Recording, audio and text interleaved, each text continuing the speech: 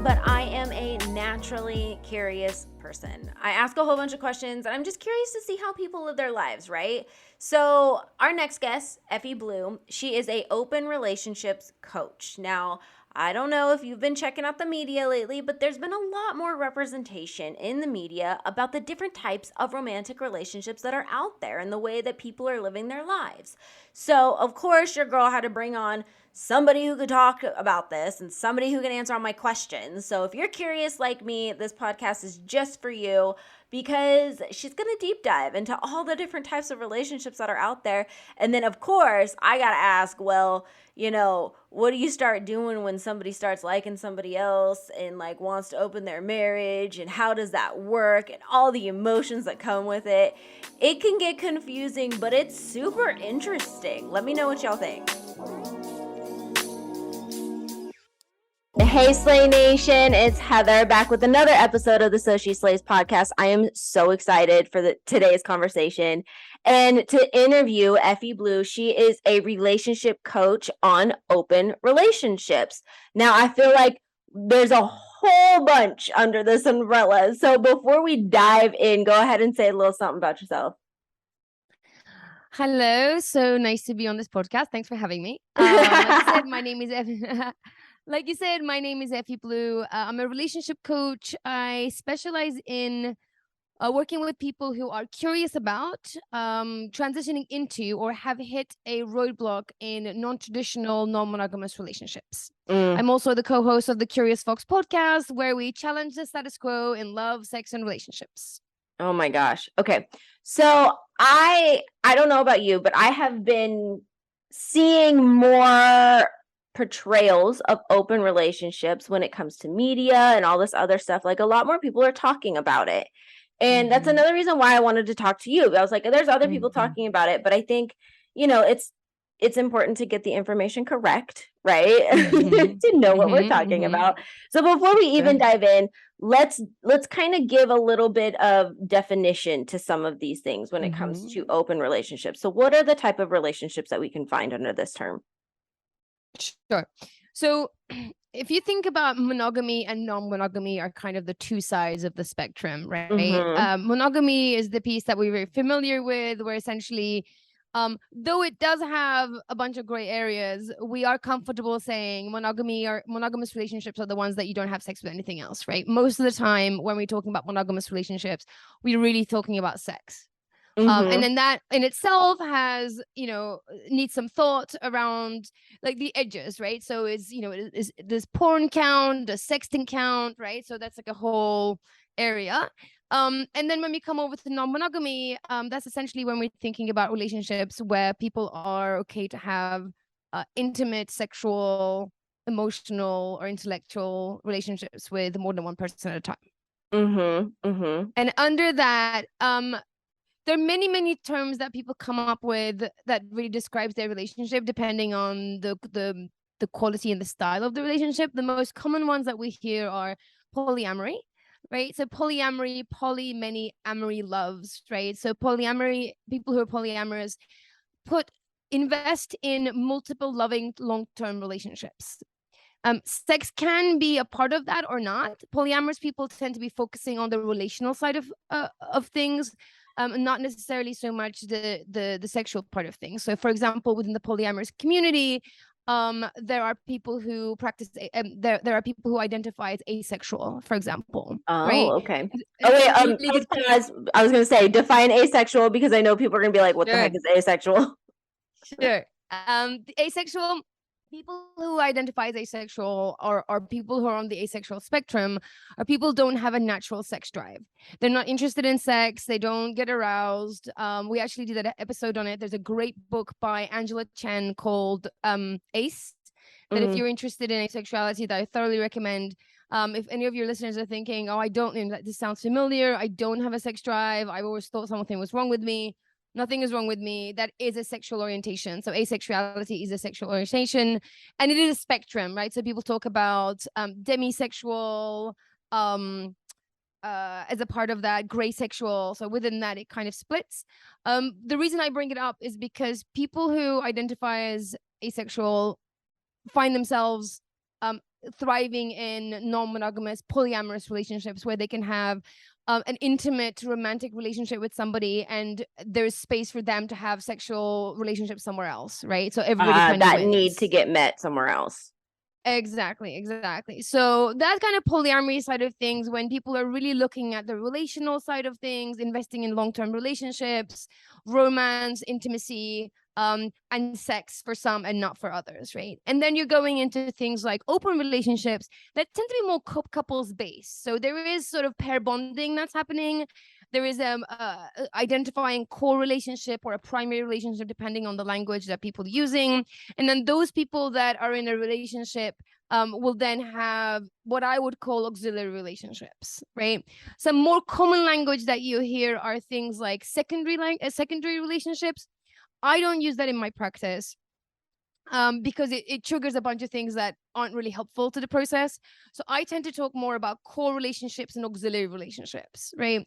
So people who practice open relationships, they kind of identify as having a relationship which is open, right? Yes. Rather than polyamory, which is multiple relationships at the same time. Does that make sense? So just so that I'm hearing and reiterating for the audience, like the open relationship side, when it comes to, so it's like with polyamory, it's a lot of several different relationships, correct? Okay. Yes. And then open relationships are like you have your core, but then you're also like open to maybe intimacy with other people. Exactly. Okay. And it could be those in a relationship dating separately, dating together, right? So that's kind of what the open relationship piece is. And then when you're kind of looking at open relationship, but that's really more sex focused, so they're not really looking for other relationships, but they're looking for fun sexy times with others. Now you're going into swinging realm, right? So we know swingers, right? So swingers tend to be established couples that meet other couples for fun and games, fun sexy games, right? So now you're in the swinging area. As you're getting closer to monogamy, you're hitting monogamish, which is this awesome term coined by Dan Savage, who has a great podcast that I recommend, a great writer.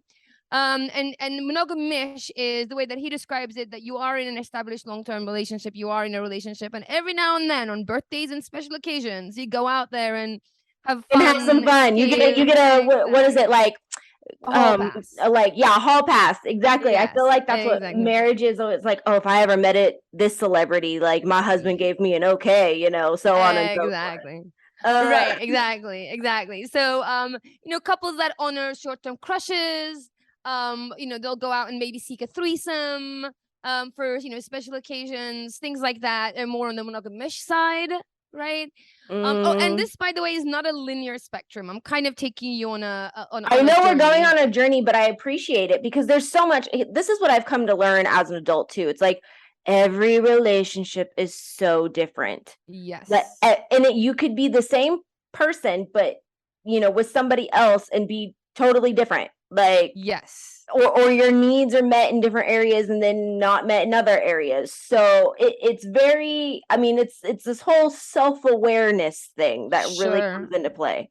Exactly. And we can also show up differently in the same relationship depending on where we are, right? Over the course of time, we could be in the same relationship with the same person as ourselves and show up differently depending on what else is going on in our life, what phase of life we're in as well. So it's definitely a fluid situation. Every relationship is fluid, and I think it's important that we lean into that fluidity, that we don't try to contain it or solidify it, and rather go with it and be aware of it and tolerate it within ourselves and our partners as well. Exactly. Because I also think too, it's like, if you're with someone for 20, 30 years, great, that's amazing. But also too, like, you can't tell me you're the same person you were 10 years into the relationship that you are 30 years into the relationship. Exactly. So it's important to be aware of that. And I think the key to it, whether you're in a monogamous relationship or a non-monogamous relationship, is work on actively nurture curiosity towards your partner, right? Which is something that we don't talk about enough. We talk about love, we talk about romance, we talk about intimacy, but really what drives all of this, what drives unity over a long period of time, and accepting and allowing space for the other person to grow and evolve and change and find next versions of themselves, is to keep up with them through curiosity. You know, how are you feeling truly? Like, what's going on in your life? What's going on in your mind? What's going on with your preferences? How do your experiences change you? How do you feel about those experiences, right? Rather than go from a place, what I would call like the cached place in your head, right? And a really good example of that is when the typical story of a partner coming home and seeing another partner and not noticing a new haircut. Right? Or something, a major change, right? And it's not because they don't care about them.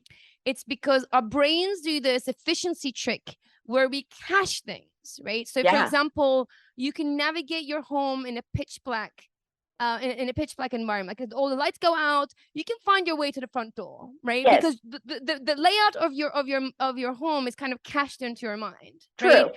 Your long-term partner is also cached in your mind.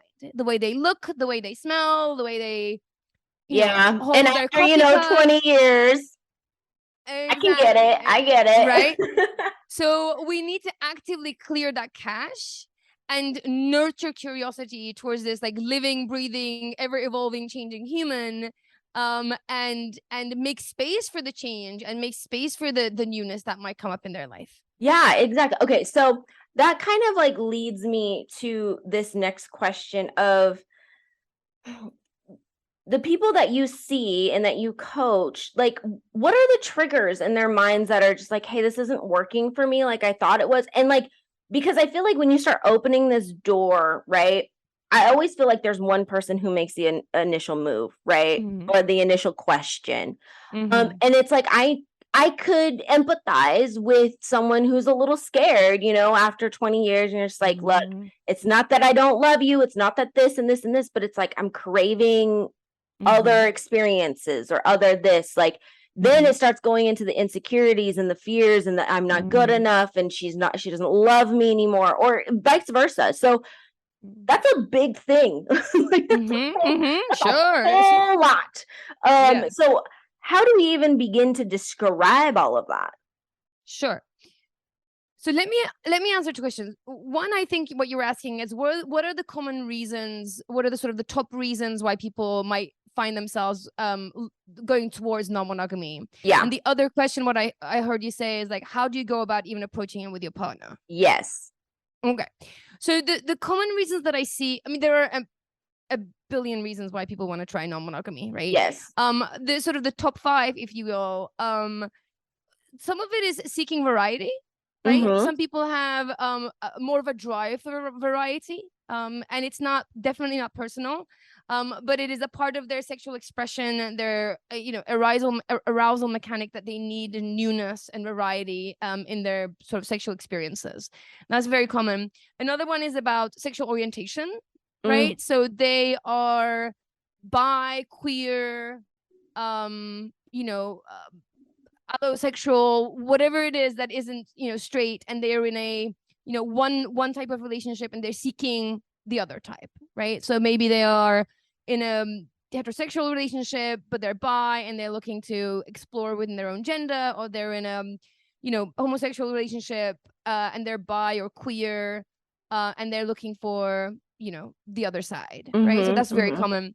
The other that I hear a lot is around sexual expression, right? And that is things like one person is into something that the other person isn't, right? And the person that they also don't want to try, right? Yeah. So one person is kinky and they want to be spanked, and the other person is like, I'm not interested and I don't want to try.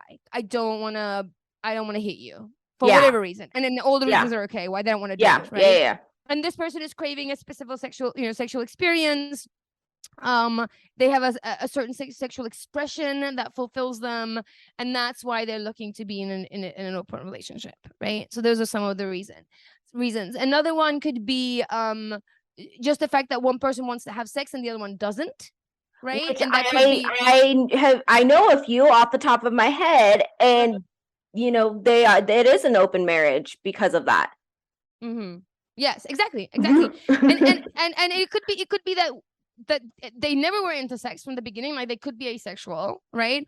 Or over the years, one person lost their sex drive, one person lost their interest in sex, right? And the other person's like, well, I haven't, right? And I want to keep exploring. Yeah. Right? That's another reason. So those are kind of the common reasons why. And then there's like a bunch of weird and wonderful reasons. And all of those reasons are okay. I think the most important thing is to really dial in and align with the why, right? And with your own why. Yeah. For example, one of the things that I hear a lot is, well, I want to be non-monogamous because I think that monogamy is not natural, right? I hear that argument. Right. It's a very common argument. And my response to that is, sure, let's say monogamy is not natural, but where we are in our human evolution, we do so many things that isn't natural, right? Sitting at a desk at a Z shape for 8 hours a day is not natural, right? Dyeing our hair blue is not natural. Eating wheat the way that we do is not natural, right? So humans are already doing a million things that's not natural because it serves them in some way, right? And if monogamy serves you in some way, it doesn't really matter if it's natural or not, right? And same with non-monogamy. Just because monogamy is not natural, that's not really a good enough reason to say, well, non-monogamy is the only option. We only go and do the natural thing, right? It's an argument. I find that it's not the most solid argument. And the reason why you need a solid argument is not to convince other people, but for you to really remain aligned with what is it that you need. Right? Yeah. Instead, you're kind of just guessing, right? You're kind of just guessing. Yeah, you're guessing and you're advocating. Yeah. Right? And that's you're kind of advocating. You're not saying, hey, here are the things that I need, and I'm not getting those in this relationship because of these reasons. Very difficult conversation, right? Very risky situation, very vulnerable conversation. Yes. So by saying things like it's not natural, you're kind of advocating that difficult conversations that's very personal. And knowing why you're doing it and being clear about it will actually help you. And those difficult conversations will also help your partner to get on board. Okay. Yeah, because if you can provide, I feel like as a partner, if you love that person and there's like solid proof and solid like feelings behind, what you're trying to do, a justification, like I would be a little bit more open to that. Definitely. Right. Exactly. And it's a conversation you can have, right? You can't really have a conversation around non-monogamy is not natural. True. I'm sorry, monogamy is not natural. Like there's really not much of a conversation there. But if you can really explain your reasons, I think there's a conversation to be had there. And like I said, it is a difficult conversation. I'm not gonna lie. I'm not gonna sugarcoat it. Sometimes that conversation goes really, really well, and sometimes it goes terribly. There are ways of setting yourself up for success. Right. So, for example, approaching it from a big picture before you narrow it right down to the relationship is a good idea. So things like sharing an article, watching something on TV, listening to a podcast, right? And sort of sharing it with them and say, hey, I've come across this. It's kind of interesting me. What are your thoughts? Right. And now you're having more of a general conversation, right? Yeah. It's still gonna like, activate the other person, right? Yes. They're not going to be like, oh, it's this. No big deal. Whatever. Sure. But it's going to be less activating than saying like, I want an open relationship, or I wonder what it would be like if we opened our relationship. Like that brings it home too fast, too soon. Yeah. And too close. Yeah. So it's like easing into anything, I feel for the people who want to open the door first, because I'm just like, oh, that has to be so scary. Yeah, no, it is scary. And the other piece is, by the time you're doing that, the chances are you've been thinking about it for a long time, right? Because it is not an easy thing. By the time you're doing it, most people are bursting. Yes. Right.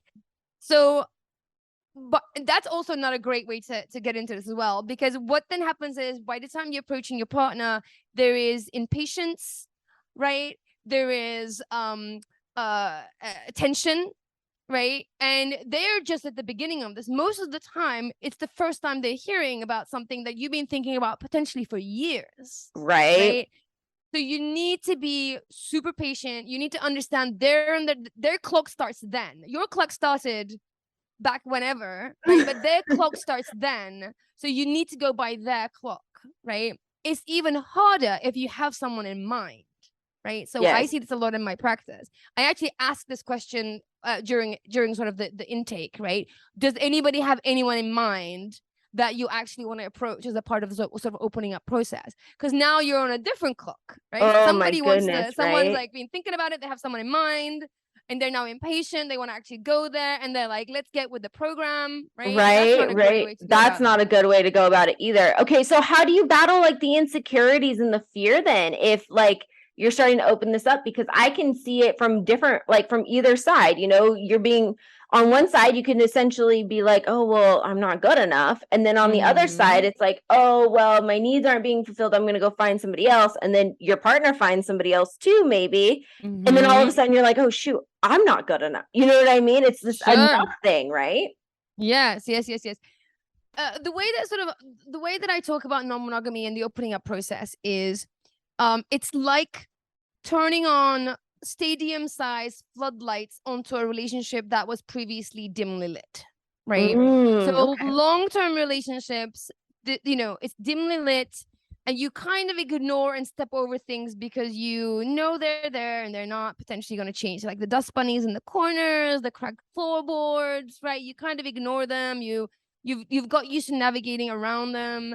They're like the little irritants that you learn to ignore, right? They don't feel like a big deal. You've learned to tolerate them. And then somebody says, hey, I'm interested in an open relationship, right? And then these big floodlights come on. And then suddenly everything is bright and aggressive, and things that were once a little irritating are now like the reason for you want to stab the other person, right? Exactly. Right. I've heard this before. I've heard people say like, I hate ABBA, and they I have a client, this is the big sort of thing that we talk about. It's like ABBA was an irritant before, and now it's like so annoying. Anytime Can't it even comes on the stand radio, it. they're like, I can't stand this, right? Because they're just going through a big change, and this one thing that they could tolerate is now like a Too huge much. irritant for them. Too much. So be prepared that these big lights are going to come on. Be prepared that you're going to have to deal with things that you've been ignoring, right? And you can make an argument that it might actually be good for your household to have those things taken care of, right? Like the insecurities that come up are probably affecting other areas of your life, right? Yes. If in that moment your head goes to, instead of saying, oh wow, I wonder what's going on with my partner, what makes them seek these other connections, right? There's a place where your mind go if you are more on the secure side. But if your mind immediately goes to what's wrong with me, why am I not enough, that attitude probably shows up in other areas of your life. Yeah. Right? It's not necessarily just isolated to one relationship that's now going through change. So you can also argue that this is actually potentially a good opportunity for you to deal with some of those insecurities. Like, why does your mind go to why am I not good enough, to rather than, oh, that's interesting. Like, what makes you seek an open, like what makes you think that an open relationship would be interesting for you? It sounds like you really do have to kind of be brave enough and self-aware and curious enough to really approach these things, because these are some big questions, and you are actively challenging the traditional norms of society. Yes. And that takes some guts. Do you think after the pandemic, have you seen a rise in like people opening up and just exploring? Are we having a case of FOMO, I mean? I think the pandemic changed the relationship and dating area Tenfold, a lot. right? Yes, exactly. I mean, during the pandemic, I saw people who were, in non-monogamous relationships turn sort of inwards and become monogamous. I've seen people really struggle with non-monogamous relationships because they were missing other partners, right? Obviously, we've seen a lot of people saying, I need space, because they were just like being, quarantined together, and that's all, one person is all they've seen. And that's not really how our brains are wired anyway. So that's actually just not good. Being isolated, even with one other person, is not really good for us, right? So people are coming out of the other side of the pandemic kind of looking for space, looking for, a little bit of away time. And I think also looking at what other options are out there as well. Does that mean those relationships are going to go into like a full-time non-monogamous relationship? I don't know. I think there's been a sort of there's been a pandemic, and then there's like the aftermath of that, and we're now adjusting to a new version of life that we're learning about. So I don't think anybody really knows. I think those people who opened up post-pandemic, I don't know if they're going to stay open, for the rest of their relationship. It could just be a reaction to being cooped up for Everything, months. Yeah, exactly. That's incredible. I love talking about this stuff because I feel like the pandemic definitely changed how we live our lives now forever. But I also think too, we're entering this new age of becoming more open-minded and becoming a little bit more understanding. And I, with the advocacy in mental health and wellness and self-awareness, these are things that a lot of people need to be taking into consideration. Thank you so much for joining us. Oh my gosh, I'm super excited that we had this conversation. I feel like we dumped a whole bunch of knowledge on people. That's okay. Yeah, it's a lot. So just to tie things up, non-monogamy is a big topic, right? And I think if you're considering, even curious about it, even if you're not wanting to open up but you're curious about it, do your research. There's a lot out there. There's some great books out there. The Curious Fox podcast, where I'm the co-host of, we talk about that a lot. There's also Polyamory, which is another great podcast. Some of my favorite books are Polysecure I think is one of the best books written on this topic. The Ethical Slut is sort of compulsory reading. What I say about that book is have an opinion on it. It's not the Bible, it's not the final word, but if you're curious about non-monogamy, I really recommend that you have an opinion on that book. Read it, like what you like, discard what you don't like, and have an opinion on it. Opening Up is an old classic. More Than Two is an old classic. I think they're a little outdated, but if you're the type of nerd that wants to kind of get into older literature, those are sort of your sort of classic reading list for that stuff. And find a community. Yes. You wanna hang out with other people who are either transitioning into non-monogamy or already non-monogamous or curious, because you are challenging the norms of society and the systems that are really firmly in place around relationships. Things like marriage is an old institution that is pretty much the only contract that is globally recognized, by the way. So you are really fighting against norms and systems, and you want a community around you that normalizes what you're doing and also helps you with inspiration and permission. How do you find a community before we sign off here? Sure. If you're in metropolitan areas, Meetup is a good place to go. You'll actually find people who are meeting up in person. If you're in remote areas, online, there are endless Facebook group, Reddit groups. So find online groups. So that will be the easiest thing that I can tell you. Oh my gosh. Okay, so you're not out there by yourself. If you're curious and you got questions, hop into one of those communities. Effie, thank you so much. I really appreciate it. I learned so much today. Where can people find you, get a hold of you if they want to reach out? For sure. Thanks for this opportunity. It was great to be on the podcast. And people can find me from my website, Effie Blue. That's EFFY, blue like the sky.com. Also, I recommend people checking out wearecuriousfoxes.com. That is our blog, and you can also find a podcast from there. We cover all sorts of topics from sexuality, identity, relationship styles, dating, communication, all that kind of stuff. And I'm on Instagram at Coach Effie Blue and at We Are Curious Foxes. Perfect. Thank you so much again. And until next time, Slay Nation, we'll catch you later.